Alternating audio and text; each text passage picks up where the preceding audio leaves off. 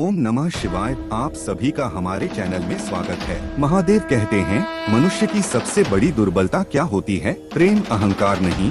मनुष्य की सबसे बड़ी दुर्बलता होती है उसके रहस्य। चाहे आप कितने भी शक्तिशाली क्यों ना हो, कितने भी प्रबल क्यों ना हो, परंतु आपके रहस्य से ही आपका नाश की चाबी होती है। इसलिए यदि प्रबल रहना है, शक्तिशाली रहना है, समर्थ रहना है, तो अपने रहस्य को किसी को भी ना बताएं, ना मित्र को और ना ही शत्रु को, क्योंकि समय बदलने पर कब कौन शत्रु हो जाए ऐसा कहना संभव नहीं। विभीषण को रावण के अमृत कुंड का ज्ञात था, इसीलिए प्रभु श्री राम रावण का वध करने में सफल हो सके। इसलिए उचित यही है कि आप अपने रहस्य को स्वयं तक ही सीमित रखें। महादेव कहते हैं, चंद्रमा उसी जल में प्रतिबिंबित होता तो जल शांत है। यही तो समस्या होती है, मन की मन कभी भी शांत नहीं हो पाता, फिर नहीं रह पाता। क्या शांति नहीं, वहाँ कुछ भी नहीं रुकता। मुद्र की लहरों की भांति विचारों का मन को निरंतर लगता। कुछ भी सुनने और समझने के लिए मन का मौन रहना आवश्यक है, किंतु मन मौन रहना नहीं चाहता।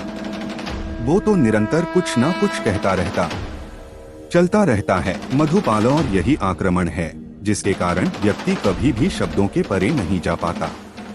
जीवन की सत्यता का बुक उसकी प्रतीक्षा कर रहा हूँ।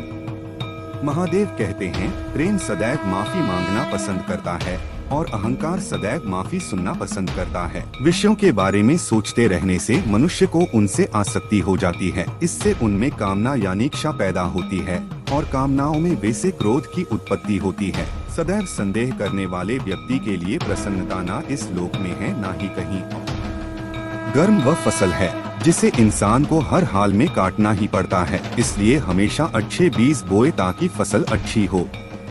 जो होने वाला है वो होकर ही रहता है और जो नहीं होने वाला वो कभी नहीं होता। ऐसा निश्चय जिनकी बुद्धि में होता है, उन्हें चिंता कभी नहीं सताती। अच्छे कर्म करने के बावजूद भी लोग केवल आपकी बुराइयां ही याद रखेंगे। इसलिए लोग क्या कहते हैं, इस पर ध्यान मत दो, तुम अपना कर्म करते रहो। जितना हो सके खामोश ही रहना अच्छा है, क्योंकि सबसे ज्यादा गुनाह इंसान से उसकी जुबान ही करवाती है। महादेव कहते हैं, मनुष्य को परिणाम की चिंता किए बिना लोभ, लालच एवं निस्वार्थ और निष्पक्ष होकर अपने कर्तव्यों का पालन करना चाहिए। जिस तरह प्रकाश की ज्योति अंधेरे में चमकती है, ठीक उसी प्रकार सत्य भी चमकता है। इसलिए मनुष्य को हमेशा सत्य की राह पर चलना चाहिए। जिससे मनुष्य के अंदर ज्ञान की कमी और ईश्वर में श्रद्धा नहीं होती, वो मनुष्य जीवन में कभी भी आनंद और सफलता को प्राप्त नहीं कर पाता। जिस प्रकार मनुष्य अपने पुराने वस्त्रों को त्याग कर नए वस्त्र धारण करता है, ठीक उसी प्रकार आत्मा पुराने व्यर्थ के शरीर को त्याग कर नए भौतिक शरीर को धारण करती है। महादेव कहते हैं, कौन क्या कर रहा है, कैसे कर रहा है और क्यों कर रहा है, इन सब से आप जितना दूर रहेंगे उतना ही आप खुश रहेंगे। समझदार व्यक्ति जब संबंध निभाना बंद कर देता है तो समझ लेना उसके आत्मसम्मान को कहीं ना कहीं केस अवश्य पहुंची है। मोह उसी का करो जिस पर आपका अधिकार है। जिस पर आपका अधिकार ही नहीं, उसका मोह भी नहीं करना चाहिए। जो दूसरों की तकलीफों को समझते हैं, जिनमें दया है, दिल से अच्छे हैं, उन्हें दोबारा जन्म लेना नहीं पड़ता। प्रबुद्ध व्यक्ति के लिए गंदगी का ढेर, पत्थर और सोना सभी समान हैं। आपके कर्मी आपकी पहचान है, वरना एक नाम के हजारों इंसान हैं। महादेव कहते हैं, जल्दबाजी में किया गया विश्वास और मेहनत के बिना लगाई गई आस, इन दोनों का परिणाम धोखा ही होता है। दूध, दही, छाछ, मक्खन ये सब एक ही वंश के हैं, पर फिर भी सबकी कीमत अलग अलग है, क्योंकि श्रेष्ठता जन्म से नहीं बल्कि अपने कर्म, कला और गुणों से प्राप्त होती है। सब कुछ सीखना ही ज्ञान नहीं है, कुछ बातों को नजरअंदाज करना भी ज्ञान है। तुम सब सब्र करो और महादेव पर भरोसा करो, वो चमत्कार भी होगा जिसका तुम्हें इंतजार है। चिंता मत करो, एक दिन महादेव तुम्हें तुम्हारी सारी खोई हुई मुस्कुराहटें लौटा देंगे और फिर तुम पहले की तरह मुस्कुराओगी। विश्वास रखिए, अगर आप किसी के लिए निस्वार्थ कुछ अच्छा करोगे तो कहीं ना कहीं आपके लिए कुछ बहुत अच्छा जरूर हो रहा है। एक बार की बात है, एक राजा जो कि अपने काम को शुरू करने से सबसे पहले मंदिर जाता था। रोज मंदिर जाता, पूजा प्रार्थना करता, जब वापस महल की तरफ लौटता था तो मंदिर की सीढ़ियों पर कुछ समय के लिए बैठता था सुकून पाने के लिए। और रोजाना ऐसा होता था, उसकी दाईं तरफ और बाईं तरफ एक एक भिखारी बैठा होता था। दाईं तरफ पर जो भिखारी बैठता था वो कहता था कि ये ऊपर वाले अपने राजा को बहुत कुछ दिया है, थोड़ा सा मुझे भी दे दो। जो बाईं तरफ बैठता था, मैं बैठता था, वो कहता था कि हे राजा, आपको ऊपर वाले ने बहुत कुछ दिया है, थोड़ा सा मुझे भी दे दो। जो बाईं तरफ वाला था वो राजा से मांगता था, दाईं तरफ वाला ऊपर वाले से मांगता था।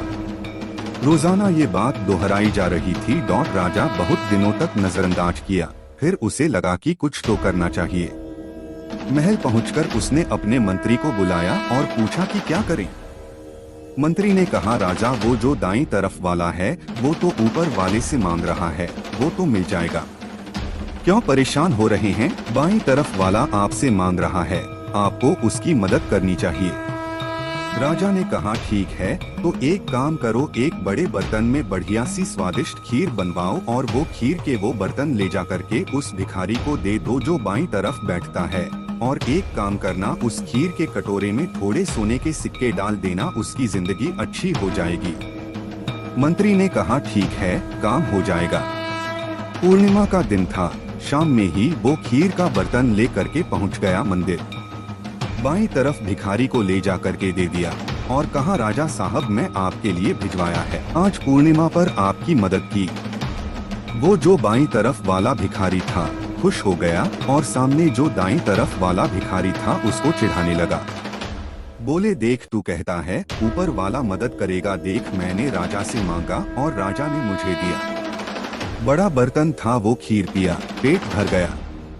थोड़ी खीर बच गई, उसे लगा कि यह बर्तन जो है क्या करूं? इस खीर का कहा है ले जाऊंगा, तो उसने कहा इसकी मदद करते। तो बाईं तरफ वाले ने सामने वाले की मदद की, दाईं तरफ वाली, और बोला कि सुनो, ऊपर वाला तो आया नहीं मदद करने मेरी तरफ से, ये खीर पियो, मजे करो। ये बोल करके वो खीर के बर्तन दे करके चला गया। दाईं तरफ वाले के पास में बची हुई खीर आ गई। उसे पता नहीं था कि नीचे सिक्के हैं करके। अगली सुबह राजा ने वहां जाकर के देखा कि दाईं तरफ वाला तो गायब हो गया है, लेकिन बाईं तरफ वाला जिसके लिए खीर भिजवाई थी वहीं बैठा है। उसके पास पहुंचा राजा और पूछा कि क्या वो आपको खीर नहीं मिली? उसने कहा कि हुजूर, जरूर मिली और बहुत स्वादिष्ट खीर थी, मजा आ गया। थोड़ी बच गई थी, मैंने सामने वाले को दे दी। वो कहता रहा था ऊपर वाला मदद करेगा, तो मैंने उसको कटोरा दिया। मैंने कहा, भाई तू भी पी ले। राजा ने कहा, वाकई में उसके ऊपर वाले ने मदद की। तुम्हें पता है, उस खीर के बर्तन में नीचे सोने सिक्के थे। तुम अगर पूरी खीर पीते तो तुम्हें सोने के सिक्के मिलते थे, लेकिन तुमने आधी पी और उसको सामने वाले को दे दी। वाकई में उसकी मदद ऊपर वाले ने कर दिया। वो भिखारी नहीं रहा, वो अमीर बन गया है। दोस्तों, इस वीडियो में बस इतना ही। मिलते हैं अगले वीडियो में, तब तक अपना और अपने परिवार का ख्याल रखें। हर हर महादेव।